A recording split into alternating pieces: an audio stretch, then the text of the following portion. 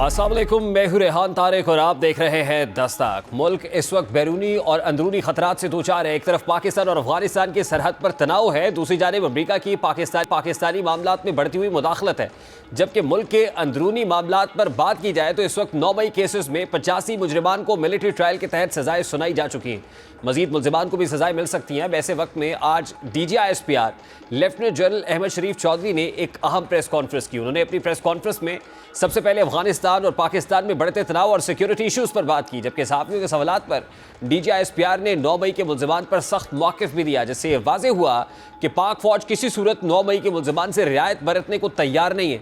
लेकिन सबसे पहले हम DGISPR की अफगानिस्तान और पाकिस्तान में बढ़ती कशीदगी के हवाले से गुफ्तगू पर बात कर लेते हैं। DGISPR को इस अहम मामले पर इसलिए बात करना पड़ी क्योंकि मामला इंतहाई संगीन नौयत इख्तियार कर रहा है। जैसा कि अफगानिस्तान ये दावा कर रहा है कि पाकिस्तान ने उसकी हुदूद के अंदर एयर स्ट्राइक्स की हैं और अफगानिस्तान का मौक़िफ़ है कि वो इस पर कोई समझौता नहीं करेगा बल्कि पाकिस्तान के खिलाफ भरपूर कार्रवाई करेगा, जबकि पाकिस्तान का मौक़िफ़ है कि अफगान सरजमीन को पाकिस्तान के खिलाफ इस्तेमाल किया जा रहा है। ख़ास तौर पर TTP पाकिस्तान में तखरीबी सरगर्मियों में मुलव्वस है और पाकिस्तान हमेशा अफगान हुकूमत से TTP के खिलाफ कार्रवाई का मुतालबा करता रहा है, लेकिन अफगान हुकूमत ने कोई कार्रवाई नहीं की।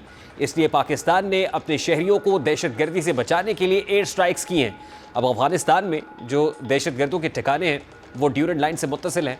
इस वेस्टर्न बॉर्डर पर 2 खैबर पख्तूनख्वा के अजला, जनूबी वज़ीरिस्तान और शिमाली वज़ीरिस्तान है। फिर इसी तरह बलूचिस्तान का ज़िला ज़ोब अफगानिस्तान के साथ मुंसलिक है और ये तीनों अजला बहुत ज़्यादा दहशतगर्दी की जद में है। यही वजह है कि पाकिस्तान ने वेस्टर्न बॉर्डर पर एयर स्ट्राइक्स की हैं। अब कहने का मकसद यह है कि पाकिस्तान और अफगानिस्तान में सरहदी कशीदगी की हिद्दत बढ़ गई है और इसीलिए आज DGISPR ने अपनी प्रेस कॉन्फ्रेंस के जरिए इन मामलात की निशानदेही की। DGISPR ने अफगानिस्तान और पाकिस्तान के हवाले से क्या गुफ्तगू की, ज़रा सबसे पहले उसकी एक झलक आपके सामने रखता है। साल से अफगान अबूरी हुकूमत के साथ मुख्तलिफ लेवल्स पर बातचीत और कॉन्टेक्ट जारी है। This is a fact. लेकिन अगर इस मुसलसल राब्ते और इस कॉन्टेक्ट के बावजूद अगर अफगानिस्तान की सरजमीन में फितना अल ख्वारिज के जो लीडरान हैं, उनके जो तरबीती मराकज़ हैं, उनके जो राब्ते हैं, वो आज़ादी से ऑपरेट होते रहे और रोज़ाना की बुनियाद पर हमारे जो मासूम शहरी हैं और कानून नाफिज करने वाले जो रखवाले हैं, तो क्या हम बैठ कर ये तमाशा देखते रहे? मैं ये सवाल करता हूँ कि 2021 में ख्वारिज की कमर टूट गई थी and it was on the run, तो उस वक्त किसके फैसले पर बातचीत के जरिए इनको रीसेटल किया गया और आबाद किया? किसने इनको ताकत और दुआम बख्शा? और ये जो फैसले जिनका हम सब इस वक्त खमियाजा भुगत रहे हैं, आप सबको मालूम होना चाहिए कि आपके कानून नाफिज करने वाले रखवाले और आपके जवान रोजाना इन फैसलों की लखाई अपने खून से धो रहे हैं। DGISPR ने बड़ा स्ट्रॉन्ग स्टांस लिया है अफगानिस्तान के मामले पर और 2021 के उन फैसलों का जो है हवाला भी दिया है, जो फैसले सियासी तौर पर लिए गए, जो उस वक्त की इस्टेब्लिशमेंट और उस वक्त की गवर्नमेंट कर रही थी। जाहिर है पाकिस्तान तहरीक इंसाफ की हुकूमत थी। दोहा एग्रीमेंट के बाद काबुल में जब उस वक्त के DGISI जाते हैं, जनरल फैज़ हमीद, और चाय की प्याली जो है वो दिखाई जाती है और यूँ लगता है कि जैसे हालात अफगानिस्तान के साथ न सिर्फ नॉर्मलाइज हुए हैं बल्कि जैसे पाकिस्तान ने फतह कर लिया अफगानिस्तान। और इस तरह के विजुअल्स के साथ यहाँ पर जो कैदियों की रिलीज़ होती है और ज़ाहिर है हाई प्रोफाइल कैदी रिलीज़ होते हैं, तो उसका हवाला दे रहे हैं कि उस वक्त जो फ़ैसला हुआ और उस वक्त जो पाकिस्तान ने रिस्पॉन्स अपनाया हुकूमती सतह के ऊपर भी, उसके इम्प्लीकेशंस आज पाकिस्तान को भुगतने पड़ रहे हैं। दहशतगर्दी की सूरत में तहरीक तालिबान पाकिस्तान दोबारा एक्टिव हुई है और वो ना सिर्फ बलूचिस्तान के अंदर बल्कि KPK के अंदर भी दहशतगर्दाना कार्रवाई कर रही है। इसके लिए अफगानिस्तान की सरजमीन इस्तेमाल हो रही है। ऑल दो दोहा एग्रीमेंट में अफगान तालिबान ने कमिट किया था कि उनकी लैंड किसी और मुल्क के खिलाफ इस्तेमाल नहीं होगी, मगर हो रही है, जिसकी वजह से ना सिर्फ ये कि हमारे जो सिक्योरिटी जवान हैं वो जामे शहादत नोश कर रहा है, बल्कि जो हमारी सिविलियन आबादी है वो भी अच्छा खासा खमियाजा भुगत रही है। तो आज DGISPR ने उस वक्त की हुकूमत को भी इस सारे मामले के ऊपर लताड़ा है और वो ये कह रहे हैं कि उस वक्त की जो हुकूमती फ़ैसले थे 2021 के, आज उसके इम्प्लीकेशंस हम भुगत रहे हैं। हम जो है जवानों की कुर्बानी की सूरत में उसको फेस कर रहे हैं। तो सबसे पहले ज़रा जो अफ़गान इशू है अफ़गानिस्तान के साथ, पहले ऑफिस का रिस्पॉन्स आया, फिर उसके बाद आज DGISPR ने इस मामले पर प्रेस कॉन्फ्रेंस की है। DGISPR ने 9 मई से मुताल्लिक क्या कहा है और एक पॉलिटिकल पार्टी के लिए कैसे स्पेस स्क्वीज़ हो रही है, मैं उस तरफ भी आता हूं, लेकिन सबसे पहले ये सिक्योरिटी डोमेन का जो थ्रेट है, जो चैलेंज है, इस पर बात कर लेते हैं। सिक्योरिटी एक्सपर्ट कमर चीमा साहब ने भी ज्वाइन किया है। अस्सलाम वालेकुम कमर चीमा साहब, बहुत बहुत शुक्रिया आपके वक्त के लिए। सबसे पहले तो ये कहिएगा कि पहले फॉरेन ऑफिस का रिस्पॉन्स आया गुज़श्ता रोज़, आज DGISPR ने प्रेस कॉन्फ्रेंस कर दी है, तो क्या वेस्टर्न बॉर्डर के ऊपर कशीदगी बढ़ती हुई देख रहे हैं आप? क्वेश्चन तो ये है कि वेस्टर्न बॉर्डर के ऊपर जो हमारी अप्रोच है वो है क्या। हमारी बड़ी रिएक्टिव किस्म की अप्रोच है कि अगर अफगान तालिबान टीटीपी को अनलीश कर देते हैं, वो हमला कर देते हैं, तो हम वहां पे जाके स्ट्राइक कर देते हैं। अदरवाइज तो हम भी खामोश बैठे हुए हैं शायद, और इंतजार कर रहे हैं कि शायद अफगान तालिबान के बिहेवियर में तब्दीली आएगी। पहली बात तो यह है कि मुझे नहीं लगता कि अफगान तालिबान कोई कोशिश करेंगे चीज़ों को एस्केलेट करने की, क्योंकि वो खुद ही कहते हैं कि जिन लोगों को स्ट्राइक किया गया है ये पाकिस्तानी है। अगर पाकिस्तानी है, वो दहशतगर्द हैं, वो खुदकश बम्बारों की फैक्ट्रियां हैं, तो वहां पे अफगान तालिबान ने खुद एक्शन क्यों नहीं लिया? वो कैसे अलाउ कर सकते हैं कि कुछ दहशतगर्द अफगानिस्तान की सरजमीन में बैठे हुए पाकिस्तान पे हमला कर दें?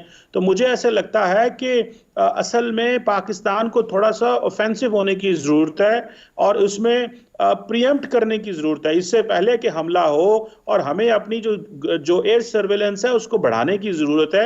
लेकिन मैं देख नहीं रहा कि अफगान तालिबान रिटेलिएट करेंगे। देखिए, आप ये कह रहे हैं कि अफगान तालिबान रिटेलिएट नहीं करेंगे, सिचुएशन को एस्केलेट नहीं करेंगे, लेकिन उनकी वजारत दिफा का जो रिस्पॉन्स आया, उन्होंने एक स्टेटमेंट दिया ट्विटर पे, और उसको रीट्वीट ज़बीउल्लाह मुजाहिद ने किया, उसको इंडोर्स किया ऑफिशियल लेवल के ऊपर भी। तो वो जिस तरीके से स्टेटमेंट्स दे रहे हैं, वो उससे तो लगता है कि रिटेलिएट करेंगे। अगर वो रिटेलिएट करेंगे तो इसका मतलब है कि वो टीटीपी के दहशतगर्दों को पनाह दे रहे हैं। अगर वो रिटेलिएट करेंगे तो इसका मतलब है कि वो टीटीपी को एंडोर्स कर रहे हैं जो पाकिस्तान में करती है।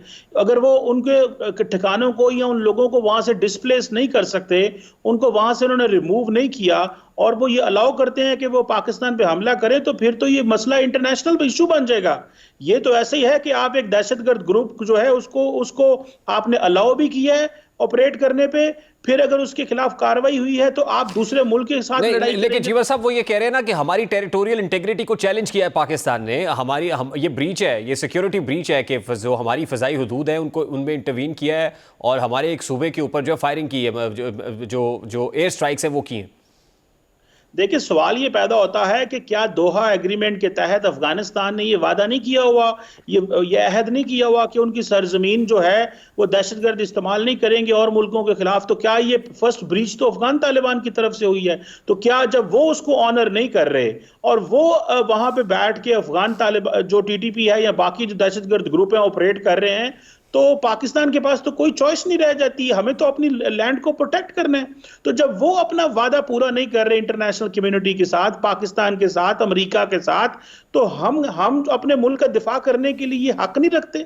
हमें तो इंटरनेशनल लॉ में एक टर्म होती है हॉट परसूट, हमें तो, मैं समझता हूं कि वो तो हमारा हक है कि अगर हम वहां पे हमें पता चले कि किसी ऐसे ग्रुप ने जिसने पाकिस्तान पे हमला किया है, स्ट्राइक किया है, तो हमें उनको ढूंढना हमारा फर्ज है।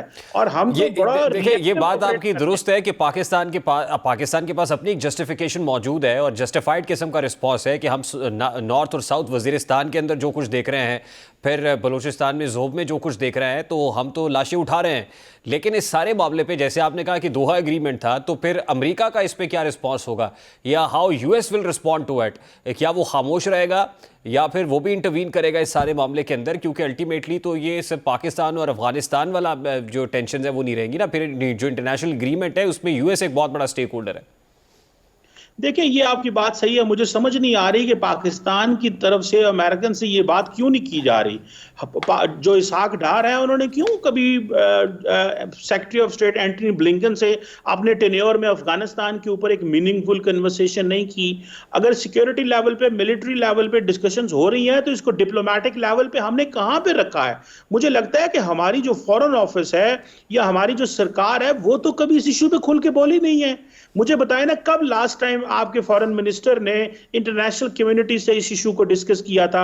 जब भी डिस्कस किया है, आईएसपीआर की प्रेस ब्रीफिंग आती है, वो बताते हैं कि कितने लोगों को हमला किया गया है। इंटरनेशनल कम्युनिटी से तो हमने कभी मदद ही नहीं मांगी। मुझे नहीं पता हमारी हुकूमत की क्या पॉलिसी है, शायद वो समझते हैं ये सारा काम फौज करे, फौज के हवाले से ये चीजें हैं। ये काम फॉरेन ऑफिस अपनी स्टेटमेंट जारी कर देता है, लेकिन ये काम गवर्नमेंट की तरफ से, पॉलिटिकल गवर्नमेंट की तरफ से ये उन्होंने करना है। क्या हमारा कोई रीजनल लेवल मैकेनिज्म है कि हम अफगान तालिबान को रिस्पॉन्सिबल ठहरा सकें? सेंट्रल एशिया, रशिया है, ईरान है, उनके साथ मिलकर हम उनको ठहरा सकें कि भाई टीटीपी क्यों इस्तेमाल कर रही है आपकी सरजमीन? मुझे लगता है कि कमजोरी हमारी तरफ से है। आप काइनेटिक ऑपरेशंस तो कर रहे हैं, जिस तरह आज उन्होंने कहा है कि हमने 57,000 ऑपरेशंस किए हैं, 200 पौने 200 डेली ऑपरेशन कर रहे हैं। सवाल ऑपरेशंस का नहीं है, सवाल यह है कि इंटरनेशनल लेवल पे पाकिस्तान अपने केस को कैसे एडवोकेट कर रहा है। इस सवाल का जवाब मुझे नजर नहीं आ रहा। अगर आपके पास हुआ तो जरूर बताएं मुझे। अच्छा, इसकी एक और डायमेंशन भी है चीमा साहब, ये कहिए कि ये जो पाकिस्तान की स्ट्राइक है या ये जो पाकिस्तान ने जिस अंदाज में अभी रिस्पॉन्ड किया है, जो जाहिर है टीटीपी कर रही है और जो अफगानिस्तान के अंदर गए हैं, तो ये यूएस बैक्ड है या यूएस की इस पर पूरी सपोर्ट हासिल है पाकिस्तान को? देखें, यूएस हमेशा, जो अभी तक मैथ्यू मिलर जो यूएस सेक्रेटरी ऑफ जो स्पोक्स पर्सन है स्टेट डिपार्टमेंट के, वो कहते हैं कि हम हर तरह से मदद करने जा रहे हैं पाकिस्तान की, लेकिन क्वेश्चन यह है कि डिप्लोमेटिक मदद की जा रही है। पाकिस्तान ने इस हवाले से जो सिक्योरिटी कोऑपरेशन चाहिए, जो इंटेलिजेंस कोऑपरेशन चाहिए, वो किस हद तक हो रहा है उसके बारे में कुछ बताया नहीं गया। लेकिन मजा तो तब है, बात तो तब है कि अगर इंटरनेशनल कम्युनिटी अपना प्रेशर बिल्ड करे और पर्टिकुलरली मिडिल ईस्टर्न ममालिक जो है वो इस चीज में रिस्पॉन्ड करें, वो बताएं कि कैसे चीजों को आगे लेके चलना है, कैसे हमने अफगान तालिबान को रिस्पॉन्सिबल ठहराना है। क्योंकि अब अफगान तालिबान की जो नेक्स्ट जो मूवमेंट्स हैं, या तो वो अबू धाबी में होती हैं या दोहा में होती हैं, तो वो इंटरनेशनल कम्युनिटी से ज्यादातर मिलते भी वहां पे हैं। उन्होंने अपने ठिकाने, अपने नए पार्टनर उनको बना लिया। तो हमें इस चीज में कम से कम ओआईसी लेवल पे, कम से कम रीजनल लेवल पे, मिडिल ईस्ट जीसीसी लेवल पे किसी इस इशू को उठाना चाहिए। मेरा ख्याल है कि शायद पाकिस्तान इस चीज को महसूस करता है कि हमारी जो 40-50 साल की जो हमारी अफगानिस्तान में जो एक स्ट्रेटेजिक इन्वेस्टमेंट थी, वो एक जैसे काउंटर प्रोडक्टिव हो गई है। तो अब हम बड़ा डिप्लोमेटिकली एंड सटल तरीके से इस चीज को एड्रेस करना चाहते हैं। और अभी तक हुकूमत जो है वो पिछले 3 साल से, 15 अगस्त 2021 से लेके अभी तक पौने 3.5 साल से एक कंफ्यूज पोजीशन में नजर आ रही है। जी ठीक, लास्टली चीमा साहब, आपको लगता है कि ये जो रिस्क हमने लिया है ये कैलकुलेटेड और मेजर्ड है, या आपको लगता है कि नहीं, इसके कुछ इम्प्लीकेशंस या इसकी कोई कॉस्ट है जो हमें अदा करनी पड़ सकती है? देखें जी, हर वो काम करना चाहिए जिससे पाकिस्तान सिक्योर हो। तो मैं नहीं समझता कि इसमें कोई परेशानी वाली बात है। ये रिस्क हमने लिया है, हमने अपने आप को सिक्योर करना है।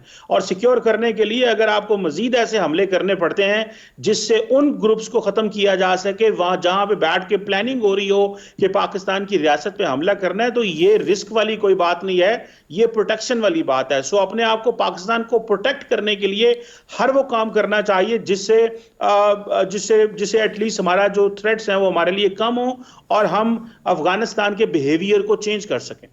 अब दहशतगर्दी को लेकर पाकिस्तान और अफगानिस्तान में डायलॉग के जरिए मामला तय होने चाहिए ताकि मुल्क में अमन कायम हो सके, लेकिन लगता नहीं है कि पाकिस्तान और अफगानिस्तान के माबैन डायलॉग जो है वो कंक्लूसिव हो सकेंगे। इसमें इंटरनेशनल कम्युनिटी को इंटरवीन करना ही पड़ेगा। बहरहाल आज DGISPR से 9 मई वाक़यात में मुलव्विस अफराद को सजाएं देने पर सवालात हुए, जिसके जवाबात दो टोक और जारहाना अंदाज में थे। DGISPR ने पाक फौज के मौक़िफ़ को दोहराते हुए कहा है कि 9 मई वाक़यात पर इंसाफ का सिलसिला तब तक चलेगा जब तक असल घिनौने किरदारों को आइन और कानून के मुतल्लिक़ किरदार तक नहीं पहुँचाया जाता। DGISPR ने इस मामले पर किस दो टोक अंदाज में गुफ्तगू की, ज़रा वो भी आपको दिखाते हैं। उस सियासी एजेंडे के लिए, अपने इक़्तिदार के लिए, अपने मकासद के लिए उसकी भेंट चढ़ाएंगे। ये नौजवान तो हमारा असासा है सियासत के लिए, उनमें जहर डालते हैं, जहरीले प्रोपेगेंडे से डाल उनके अंदर करते। तो जो इस बयानिए और प्रोपेगेंडे की बुनियाद रख, असल मुलजिम तो वो है। और इसीलिए इंसाफ का सिलसिला उस वक़्त तक चलेगा जब तक 9 मई से जुड़े मनसूबा साज और असल घनौने किरदारों को आइन और कानून के मुताबिक कैफरे किरदार तक नहीं पहुंचाया। क्योंकि पाकिस्तान और पाकिस्तानी कौम इस जैसे किसी और ऐसी इंतशारी सियासत की इजाजत नहीं दे सकती। यानी ये पैगाम वाज़ेह अंदाज में दिया जा रहा है कि जो भी 9 मई में मुलव्विस हैं उनके गिर्द घेरा तंग होगा। आज DGISPR से बानी PTI के मुमकिन ट्रायल और फैज़ हमीद की तहकीकात से मुतालिक भी सवाल पूछा गया।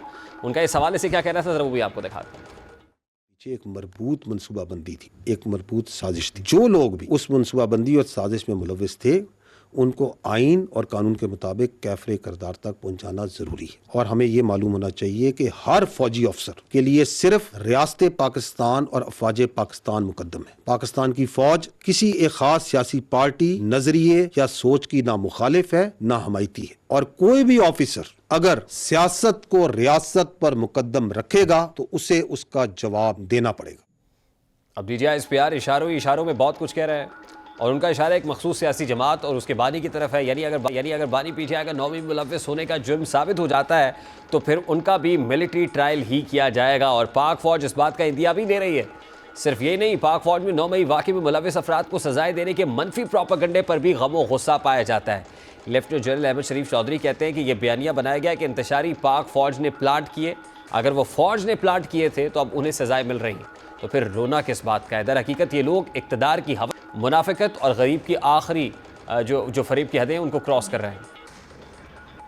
ये बनाया जा रहा था कि ये जो एहतजाजी इंतशारी हैं, ये तो एजेंसियों के बंदे, ये तो प्लांटेड लोग हैं, ये किसी बड़ी गहरी साजिश के तहत फौज ने खुद हमले करवाए। चलें, अगर ये हमने अपनी एजेंसियों के बंदों को खुद अपने कानून के तहत सजाएं दे दी हैं, तो इन इंतशारियों को तो खुश होना चाहिए। अब वो परेशान है, इसलिए क्योंकि अपने इक़्तिदार की हवस में वो मुनाफिकत और फरेब की आखिरी हदों को क्रॉस कर चुके। दिस इज अब एक तरफ 9 मई पर पीटीआई के खिलाफ एक चार्जशीट है, तो वहीं DGISPR 26 नवंबर को होने वाले हंगामे की जिम्मेदारी भी इसी मखसूस जमात पर डाल रहे हैं। वह कहते हैं कि नवंबर में जो कुछ हुआ और दहशत गर्दाना सोच की अक्कासी करता रहा, नवंबर वाक़यात के पीछे सोशल मीडिया है जिसके जरिए मनफी प्रोपेगेंडा किया गया।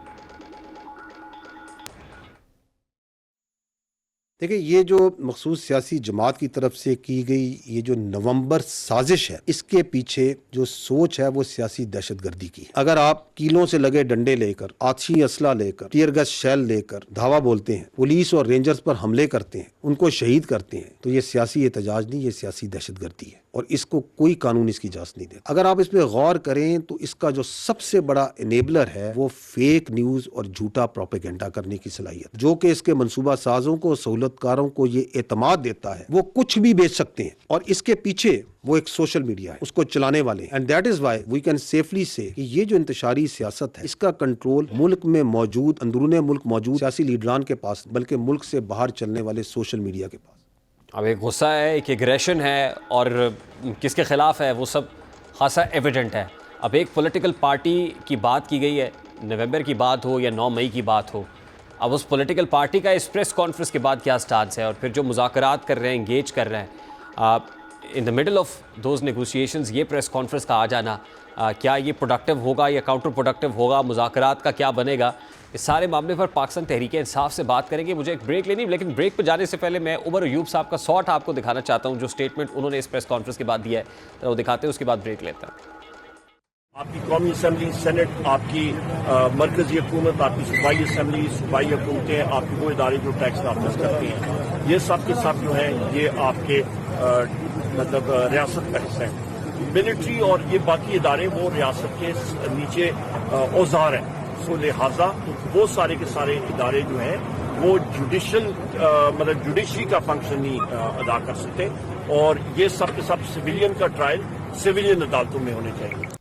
तहरीक इंसाफ कह रही है कि सिविलियंस का ट्रायल मिलिट्री कोर्ट के अंदर जस्टिफाइड नहीं है, वो सिविलियन कोर्ट्स के अंदर ही होना चाहिए। ब्रेक लेते हैं। DGISPR के आज के प्रेसर पर पाकिस्तान तहरीक इंसाफ का response in a detailed manner लेंगे। इस ब्रेक के बाद हमारे साथ रहिए।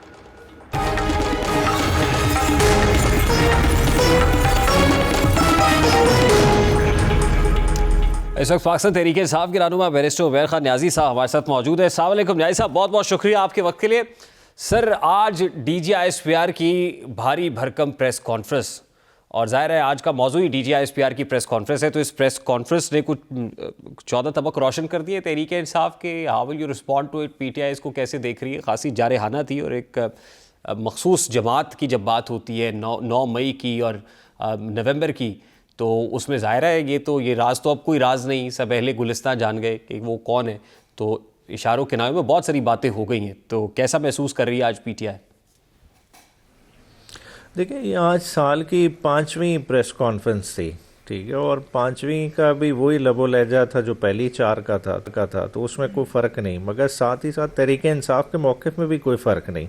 बुनियादी तौर पे डिमांड क्या है कि 9 मई हुआ है, मगर उसको कराने वाले कौन है? बुनियादी तौर पे उसको इंक्वायर होना चाहिए, उसका पॉलिटिकल बेनिफिशरी कौन था। देखिए, नवाज शरीफ अचानक लैंड कर जाता है, हुकूमत उनकी 17 सीटों वाली जमात किस तरह से संभाल लेती है, तो ये सारी चीज़ें गौर तलब हैं, और अगर इसको इंक्वायर करा लिया जाए तो इसमें कोई मुजाहिका नहीं है। हम आप तो सर 8 फरवरी की बात कर रहे हैं, आप तो 8 फरवरी की बात कर रहे हैं ना, कि वो बेनिफिशरी कौन था, लेकिन 9 मई को जो हुआ सर, जो 9 मई को हुआ, उस पे आज DGISPR ने कह दिया ना कि आर्बिट्रेटर्स जो हैं, फैसिलिटेटर्स हैं, जो मास्टरमाइंड्स हैं, जहां पे ये ख्याल असल में बना, असल तो घेरा उनके गिर्द तंग होगा। और ये बानी PTI की बात भी की है उन्होंने, लीडरशिप की बात भी की है कि अल्टीमेटली तो उनका भी ट्रायल मिलिट्री कोर्ट में होता हुआ नजर आ रहा है।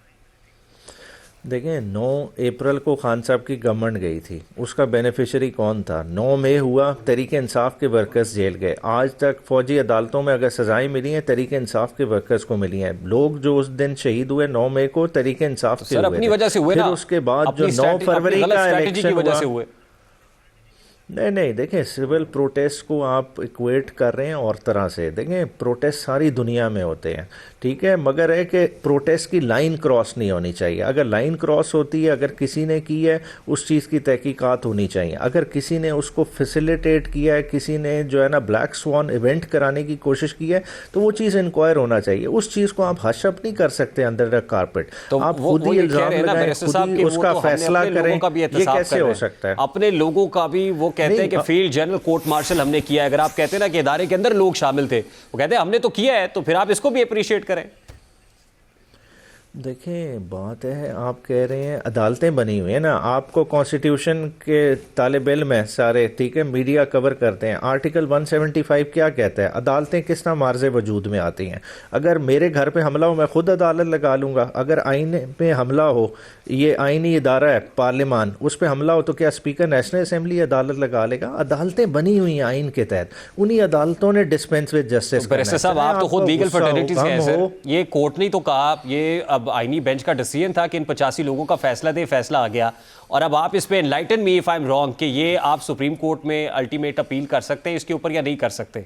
मामला तो फिर सिविल कोर्ट के अंदर एक फॉर्म तो जरूरत ही नहीं है भाई। अभी सुप्रीम कोर्ट की अपील क्यों ज़रूरत है? 4-1 का फैसला सिविलियंस के हक में मौजूद है, जो कि कहता है कि आइन जो बेसिकली आइन कहता है कि सिविलियन का मिलिट्री ट्रायल नहीं हो सकता। ये तो उन्होंने पता नहीं किस तरह से वन ऑफ एक इजाज़त दे दी, फैसले कर दिए, मगर फैसलों की लीगैलिटी जब तक वो पिटिशन नहीं डिसाइड होती, फैसले अभी भी अंडर क्वेश्चन है। अगर सुप्रीम कोर्ट डिसाइड कर देती है कि जो 4-1 से बेंच का फैसला था वो ठीक था, तो ये सारा प्रोसेस रिवर्स हो जाएगा। तो what PTI is doing to reverse it? अभी तक क्या कर रहे हैं आप? देखिए, सारी की सारी आपकी कोशिशें और काविशें तो बानी के लिए है ना, बानी पीटीआई के लिए कि उनका मिलिट्री ट्रायल नहीं होना चाहिए, लेकिन जिन 85 लोगों को सजा हो गई है, 10-10 साल की सजा हो गई है, उनके लिए पीटीआई लीगल टीम क्या कर रही है? नहीं, सारी कोशिशें इमरान खान की अपने वर्कर्स के लिए है। और अब आप भी घबराएं नहीं, इमरान खान का नाम ले लिया करें, बानी चेयरमैन से करने से आपको कोई नहीं पकड़ेगा। अब लोग तस्वीर भी खान साहब की दिखाने लग गए हैं। देखिए, इमरान खान की पूरी कोशिश है अपने वर्कर के लिए। जो आखिरी बयान भी यही आया कि ना मैं हाउस अरेस्ट में जाऊंगा, ना आगे पीछे जाऊंगा, मेरे वर्कर्स जब तक नहीं बाहर आते। देखिए, वर्कर्स के लिए सारा स्ट्रेस करें। अगर डिमांड्स भी रखी है, खान साहब ने कोई ज़ाती डिमांड तो नहीं रखी ना। अगर ज़ाती डिमांड रखते, फरवरी के इलेक्शन वाली सबसे पहले रखते, अगर ये मुज़ाकरात का अमल शुरू हुआ है, उन्होंने उस तरह की कोई रिलैक्सेशन नहीं दी। उन्होंने पहले क्या देखा है कि इस अवाम को इस हिजान से निकालना है। खान साहब एक स्पेस प्रोवाइड कर रहे हैं इस पॉलिटिकल सिस्टम में। अब पॉलिटिकल सिस्टम में लोगों को समझना चाहिए, जो ये देख रहे हैं कि पाकिस्तान किनारे पे लग सकता है अगर हम सारे कोशिश करें। बुनियादी तौर पे देखें, आज आप किस मसले में फंसे हुए हैं।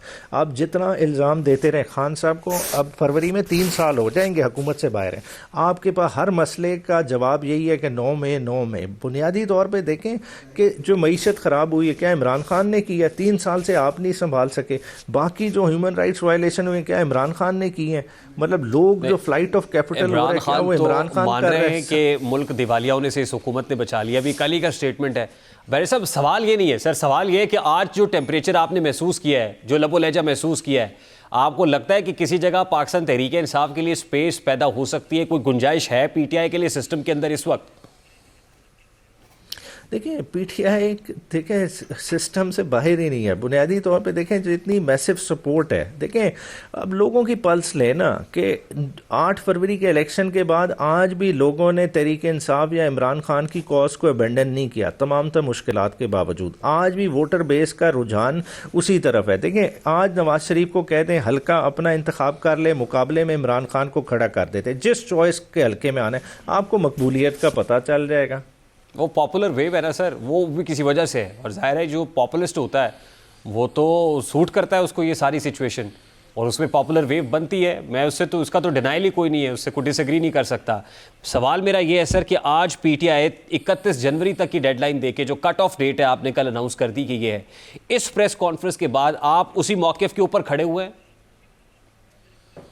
देखिए, तहरीक इंसाफ का डायलॉग है, 2 तारीख को बैठेंगे, चार्टर ऑफ डिमांड रखेंगे, हमारी वही डिमांड्स हैं, असीरान की रिहाई, 9 मई पे कमीशन, 26 नवंबर पे कमीशन, उस पर कोई बातचीत होगी तो मामलात आगे चलेंगे। अगर नहीं चलते, अगर डेडलॉक ही रखना है तो देखें, प्रॉब्लम हमारे लिए नहीं है, प्रॉब्लम गवर्नमेंट के लिए बन रहा है। गवर्नमेंट के पास पहले तो एक पॉलिटिकल स्पेस नहीं थी, अब फिस्कल स्पेस भी नहीं रही, गवर्नमेंट रियलाइज ही नहीं कर रही। देखें, IMF ने इनसे इतने गलत फैसले कराए, उन्होंने 13 ट्रिलियन का टैक्स कलेक्शन का टारगेट रख लिया था। अब खाली इस दिसंबर जो अब आप कह रहे हैं ख़त्म हो रहा है 31 को, हमारा टारगेट तो छोड़ें, इस हुकूमत ने 1 ट्रिलियन कम कलेक्ट किया, वो किधर से पूरा करेंगे? तो वो ये सारे मसले मसाइल हैं। देखिए, हम तो ये तो फिर वो में है कि गिरती हुई दीवारों को एक धक्का और दो। आप सिविल डिसोबीडियंस की कॉल दे के आप जो ओवरसीज पाकिस्तानीज हैं उनको कह रहे हैं कि तरसीलात ज़र ना भेजें, तो फिर ये किसका नुकसान कर रहे हैं? अगर आप वाकई मुल्क के लिए इतना सोचते हैं और आपको इकॉनमी की बहुत फिक्र है, तो आप ओवरसीज पाकिस्तानीज को ये कह रहे हैं कि भाई तरसीलात ज़र भेजना छोड़ दो। तो आप हमेशत इमरान के हवाले कर देना, इमरान खान आपको ठीक कर देगा, आपको मांगना भी नहीं पड़ेगा। 500 मिलियन के लिए आप ये सिस्टम बच जाना मुल्क जरूरी है, इंडिविजुअल जरूरी नहीं है सर। आप फैक्ट्स एंड फिगर्स पे बात करें ना, किस तरह से ठीक हो रहा है, मुझे एक जस्टिफाई करें। आपके पास वाहिद इंडिकेटर है स्टॉक एक्सचेंज, कि स्टॉक एक्सचेंज ऊपर जा रही है। देखें, आपकी क्या स्टॉक में इन्वेस्टमेंट है? क्या मेरी स्टॉक में इन्वेस्टमेंट है? इंस्टीट्यूशनल इन्वेस्टर है, सट्टा होता है, उसको ऊपर ले जाते हैं। स्टॉक एक्सचेंज आपके टैक्स में कितना कॉन्ट्रीब्यूट करती है? बात है बेसिक इंडिकेटर्स देखें, आपका इंटरेस्ट रेट आज भी नीचे नहीं ला रहा, ये 10% से नीचे आ जाना चाहिए था, जो जिस तरह के हालात हैं। उसके बगैर ना इंडस्ट्री ग्रो करेगी, इस वक्त कोई इंडस्ट्री लगाने को पाकिस्तान में तैयार नहीं है। देखें, रोजगार किस तरह से क्रिएट होगा? आज जो नौकरी पेशा बंदा है, मैं कहता हूं 1 लाख रुपए में भी आप मुझे बजटिंग करके एक फैमिली की दिखा दें, मैं आपको मान जाऊं। इधर तो आप छोड़ दें, 35,000 पे आप ऑपरेट कर रहे हैं। लोगों को जो पे स्केल है, मोस्टली लोग कितने ले रहे हैं? देखें, आपका इस वक्त कल फाइनेंस मिनिस्टर के वो डिटेल डॉन वगैरह में छपा है, उठा लें, मतलब 95% ऑफ आपके लोग जो हैं, मतलब मईशत के, मतलब उनसे खाली आपका 150 बिलियन रुपीस कलेक्ट होता है, आप उन्हीं को स्क्वीज कर रहे हैं। बाकी 5% है, उनमें से भी जो आपका टॉप है 3.3 मिलियन का, उनमें से चंद लाख हैं जो टैक्स देते हैं, उसके अलावा तो बाकी देते ही नहीं है। IMF का जो बेल आउट पैकेज है, एटलीस्ट उसने हमें हमारे सर्वाइवल के लिए इंपॉर्टेंट था, दिवालिया होने से हम जरूर बचे हैं। इसका क्रेडिट किसको? क्रेडिट क्या है? आई मीन, हम फिर कर्ज लेते हैं और कर्ज लेके जो है वो फिर सेलिब्रेट करते हैं, तालियां बजाते हैं। मतलब इसमें क्या, अब क्या खुशी मनाएं सर? ये इस पे खुशी तो मना नहीं सकते, क्या कैसे इसको सेलिब्रेट करें? लेकिन मुल्क में ज़ाहिर स्टेबिलिटी के लिए सर पॉलिटिकल स्टेबिलिटी ज़रूरी है, वो इकोनॉमिक स्टेबिलिटी हो या सोशल स्टेबिलिटी हो, पॉलिटिकल स्टेबिलिटी आनी बड़ी इंपॉर्टेंट है, और उसके लिए we will have to talk to each other. उसके लिए अक्रॉस द टेबल बैठ के डायलॉग करना पड़ेगा। मैं सिर्फ ये कह रहा हूँ सर कि मुल्क ज़रूरी है, ये नहीं ज़रूरी कि इमरान खान होगा तो मुल्क बचेगा। मुल्क बचना चाहिए सर। ये तो देखें, ये कौन कह रहा है? ये तो देखें, एक परसेप्शन बनाई जा रही है ना। खान साहब तो वो बंदा है जो अपना सब कुछ लुटाने के लिए पाकिस्तान के लिए तैयार है। देखें ना, उसकी जायदाद बाहर, मतलब अपना बनी गाला जमान पाक तक उसने अतिया किया हुआ है, ठीक है, उस बंदे से। ये तो आप एक्सपेक्ट उनसे करें जिनके जो है ना हाइड पार्क्स में और एवन फील्ड हैं, उन्हें कहें कि ये मुल्क पे मुश्किल वक्त है, अब पैसे वापस ले आओ। चलो, आपने लूट लिया था, जो कर लिया था, मुल्क की सर्वाइवल का सवाल है। आप देखें, खाली दुबई उठा लें, $6 बिलियन की खाली पाकिस्तानियों की इन्वेस्टमेंट है। मैं ये नहीं कह रहा सियासतदानों की या फौज की, मतलब आम पाकिस्तानी आपका पैसा ले गया, आपके मुल्क में रखने को तैयार नहीं है। एक रेगिस्तान में जिधर रेत के अलावा है कुछ नहीं, वो वहां अपने आप को सेफ समझ रहे हैं। तो उमैर नाई साहब, how do you see this all फस? ये जो पाकिस्तान तहरीक इंसाफ और हुकूमत के माबैन मुज़ाकरात जारी हैं, हुकूमत तो कह रही है कि इससे कोई तवक्को ना रखें आप, तो अभी भी पाकिस्तान तहरीक इंसाफ को तवक्को है? देखिए, तवक्को का सही आप बताएंगे 2 तारीख को असेसमेंट हो जाएगी कि कितने पार्टी सिंसेयर हैं। अगर जो तहरीक इंसाफ का शक है कि गवर्नमेंट खाली डिले करना चाहती है और स्पेस क्रिएट करना चाहती है 2-3 माह की, ताकि उस दौरान मिनी बजट और ये चीज़ों को देख सके, तो वो है, तो फिर तो डायलॉग नहीं चलेंगे। अगर वाकई सीरियस हैं, कोई टाइम स्केल चीज़ें डिसाइड होती हैं, तो मेरे ख्याल से ये एक बहुत अच्छी ओपनिंग है हमारे पॉलिटिकल डेमोक्रेटिक सिस्टम की सर्वाइवल के लिए। नहीं, लेकिन आपको नज़र क्या आ रहा है सर, ये जो 31 जनवरी की डेट है वो कुछ तो सोच के रखी ना आपने कि 31 जनवरी तक ये हो जाएगा, मतलब को ट्रंप आ जाएगा 20 को स्वेर इन करेगा, उसके बाद उसकी कैबिनेट आ जाएगी, इंटरनेशनली कुछ चीज़ें चेंज हो जाएंगी, मतलब कुछ तो सोचा होगा ना कि 31 जनवरी तक की तारीख देनी है। ये ऐसे ही तो नहीं है कि आप उठे और आपने कहा 31 जनवरी तक की तारीख दे दो, ऐसे तो नहीं होगा। बिल्कुल ठीक कह रहे हैं। तारीख देखें, पाकिस्तान की जो माशी सूरत है, पाकिस्तान एक एक दिन जो है ना बड़े मुश्किल से सरवाइव कर रहा है। अगर आप इन लोगों को और मौका दे देते हैं जिन्होंने पीडीएम पार्ट 1 में क्या किरदार इकदार किया कि अपने केसेस खाली ख़त्म कराए, और अब भी क्या कर रहे हैं, करप्शन का बाज़ार गर्म है, आपको कोई उस तरह की सब्सटैंटिव आवाम के लिए चीज़ें नहीं नज़र आ रही इन्हें। और देखें, कर्जा आ रहा है और कर्जा इनकी जेबों में जा रहा है, आवाम की फलाह पे खर्च ही नहीं हो रहा। अगर इस तरह कर लेंगे तो आपकी मजीद फिस्कल स्पेस ही नहीं रहेगी। अब पाकिस्तान ने अगर संभलना है, ठीक है, कोई सेंस ने प्रिवेल करनी है, तो यही राइट टाइम है कि चीज़ों को डिसाइड करें। आगे आप ट्रंप का जिसका हवाला दे रहे हैं, देखें वो पाकिस्तान के लिए कोई बेनिफिशियल नहीं है।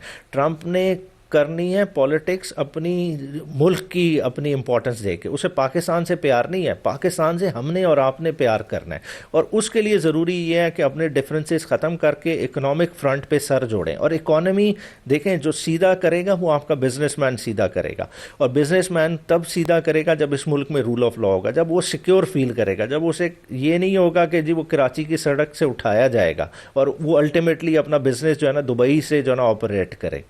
ठीक, अच्छा लास्टली मैं नहीं साहब, कल तक ये स्टेटमेंट था कि इमरान खान साहब को कहा गया है कि आप बनी गाला हाउस अरेस्ट हो जाए, लेकिन खान साहब ने रिजेक्ट कर दिया है। आज की टोन और टेनर से तो कहीं ये नहीं लगा कि कोई ये ऑप्शन दे रहा है या कोई किसी जगह पे कोई डील ऑफर कर रहा है। आज का तो बड़ा स्ट्रेट फॉरवर्ड किस्म की प्रेस कॉन्फ्रेंस थी और चीज़ें बड़ी दो टोक थी। अच्छा, ये मेरे ख्याल से आईएसपीआर का मैंडेट है कि खान साहब को वो ऑफ़र करेंगे। मेरे ख्याल से ये पॉलिटिकल पार्टीज डायलॉग में बैठी हैं, वो आपस में डिसाइड करेंगी। नहीं, but you always look up to the establishment. आप तो कहते हैं कि हुकूमत तो फॉर्म 47 की, आप तो एस्टैब्लिशमेंट से बात करेंगे। तो जब एस्टैब्लिशमेंट को आप खुद समझते हैं कि वो पावर्स दैट भी हैं और उनके पास इख्तियार है, तो हुकूमत तो बेइख्तियार है ना सर। नहीं, एक तरफ आप कहते हैं हम एस्टैब्लिशमेंट से लड़ाई में, दूसरी तरफ से कह रहे हैं कि हम उनको लुक अप टू कर रहे हैं। देखिए, हम इसी सिस्टम का हिस्सा हैं। हमने पॉलिटिकली जो है ना अपनी स्पेस गेन की है और पॉलिटिकली ही चीज़ों को चलाएंगे। अगर हमने देखें एस्टैब्लिशमेंट को लुक अप टू करना होता तो 8 फरवरी आइडियल टाइम था, हम डील कार्व आउट कर लेते, हम पीपल्स पार्टी के साथ गवर्नमेंट बना के बैठ जाते। देखिए, खान साहब ने अगर मुश्किल रास्ता चुना है तो खान साहब का वजह क्या है कि उन्होंने लोगों की तरफ देख रहे हैं, अवाम के इंटरेस्ट की। लेकिन जब आपने कल कहा कि हाउस अरेस्ट का ऑप्शन दिया, तो ये हुकूमत ने दिया आपको। देखें, आपके सहाफ़ी जाते हैं, उन्हें क्या खान साहब से ये स्पेसिफिक सवाल कर लेना, इस चीज़ का तो वही जवाब देंगे ना, उनकी तरफ से आए। मगर उनकी तरफ से ये चीज़ की क्लैरिटी है कि वो अपनी ज़ात के लिए कोई फेवर नहीं लेना चाहते। वो फेवर लेंगे तो अपनी आवाम के लिए, अपने पॉलिटिकल वर्कर के लिए लेंगे। बहुत बहुत शुक्रिया बैरिस्टर उमैर न्याज़ी साहब, आपके वक्त के लिए। पाकिस्तान तहरीक इंसाफ के रहनुमा उमैर न्याज़ी साहब हमारे थे। DGISPR की प्रेस कॉन्फ्रेंस आज की ब्रेकिंग न्यूज़ है, बड़ी खबर है, हॉट न्यूज़ है, और उसके ऊपर पाकिस्तान तहरीक इंसाफ का वर्जन आपने जाना। Let's take a very quick short break. ये फिस्कल स्पेस की बार बार बात उमैर न्याज़ी साहब कर रहे थे, तो क्या है जो इकोनॉमिक डोमेन में है, और पर्टिकुलरली IMF क्या मुतालबा कर रहा है, और हम अपने टैक्स रेवेन्यू में किस तरीके से टारगेट्स को मीट नहीं कर पा रहे, इस पर बात के बाद हमारे साथ रहिए।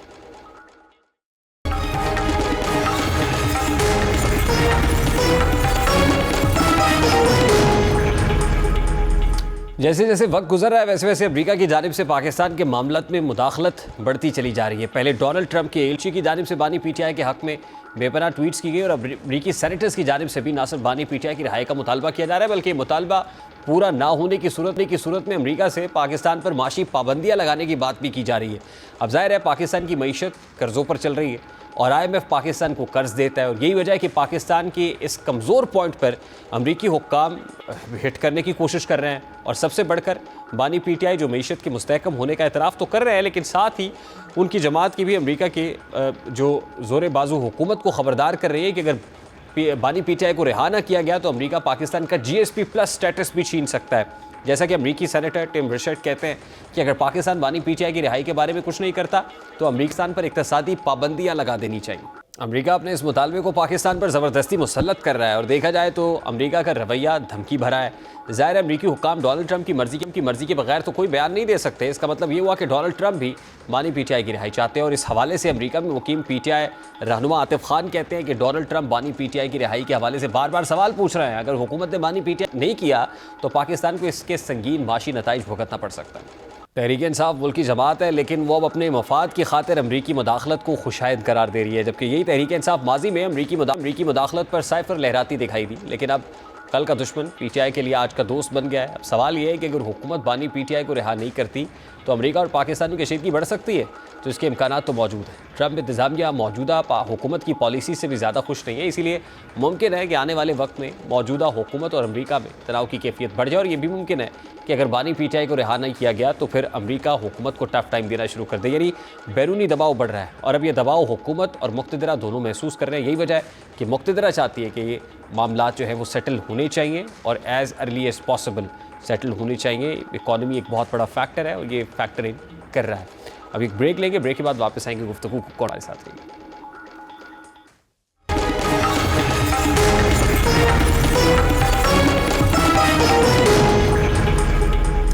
आज ही के दिन जमहूरियत के दामन पर खून की छींटें उछाली गई। आज के दिन साबिक वज़ीर आज़म मोहतरमा बेनज़ीर भुट्टो की शहादत हुई, जिसको 17 साल हो चुके हैं।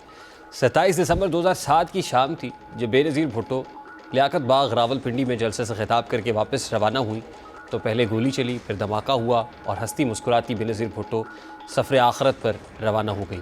उनका नाम ही बेनज़ीर नहीं था, उनका सियासी विजन, किरदार, सियासत, क़यादत सब कुछ बेनज़ीर था।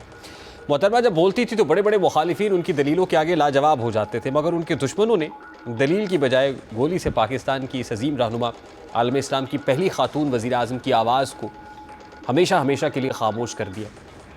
जमहूरियत की पैकर बल्कि जमहूरियत की मुहाफ़िज़ शहीद बीबी की ज़िंदगी जहद मुसलसल का नाम थी। मुश्किलात के पहाड़ थे जो उन पर तोड़े गए, मगर उन्होंने हर बार सब्र का मुज़ाहरा किया। उनके पेश नज़र अपनी नहीं जमहूरियत की बका थी। वो मुल्क में जमहूरियत को फलता फूलता देखना चाहती थी, इसीलिए वो कहती थी कि democracy is the best revenge.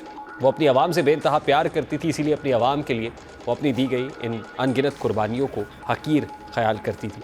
ख़ास तौर पर जब वो 2007 में जलावतनी काट कर एयरपोर्ट पहुँची तो अवामी समंदर ने उनका शानदार इस्तकबाल किया। अवाम का इतना प्यार देखकर उनकी आंखें नम हुई, बेसाख्ता आंसू जारी हो गए, जिसके बाद अवामी खिदमत का जज्बा उनके अंदर और भी ज़्यादा जोश मारने लगा। लेकिन हासिदीन पर ये सब कुछ देख कर यूँ के जैसे लर्ज़ा तारी हो गया, वो खुश नहीं हुए और अल्टीमेटली वो हुआ जो शायद कोई भी देखना नहीं चाहता था।